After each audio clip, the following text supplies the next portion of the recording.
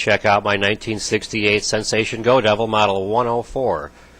This bike had a complete nut and bolt restoration in the fall of 2007. All parts were disassembled and media blasted, catalyzed prime, painted with DuPont catalyzed urethane, and cleared. It has a 12-volt lighting system with high and low beam headlight in the front, tail light in the rear.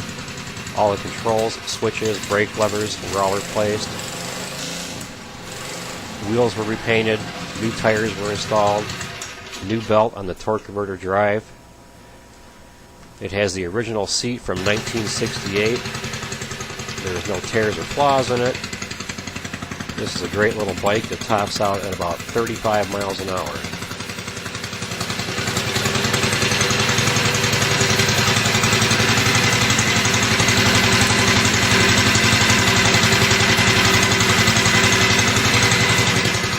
NOS items such as brake levers, headlight switches, and lighting system were purchased from repparts.com, and the media blasting was done by S&S Stripping in Sterling Heights, Michigan.